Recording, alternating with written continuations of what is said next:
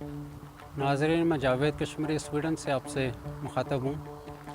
और इसमें कुछ तादाद में पाकिस्तानी और कश्मीरी कम्युनिटी के अफराद भी राश पज़ीर हैं। बाकी यूरोपीय ममालिक और बाकी दुनिया की तरह यहाँ पे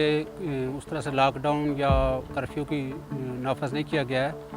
बल्कि यहाँ पे हुकूमत ने जो पॉलिसी अभी तक अपनाई है उसके मुताबिक यहाँ पर ज़्यादा से ज़्यादा लोगों पे ये छोड़ा गया है कि वो इस हवाले से अपनी जो ज़िम्मेदारियाँ वो निभाएँ और जो हुकूमती और माहिरीन की तरफ से जो हदायत जारी की जा रही हैं उस पर अमल करें।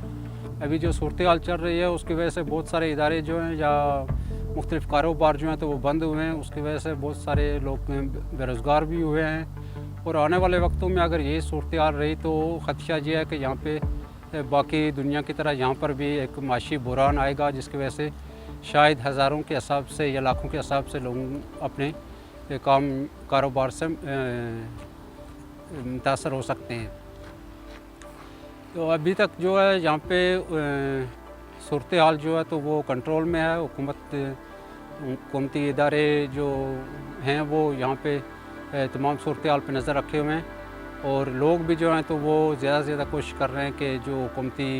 अहकामात हैं या जो मुतल्लिक़ा इदारों की हिदायत हैं उन पर अमल किया जाए। तो यहाँ पे अभी तक चूँकि मौसम भी सर्द है, जैसे आप ये बैकग्राउंड में देख रहे हैं कि यहाँ पे अभी तक बर्फ़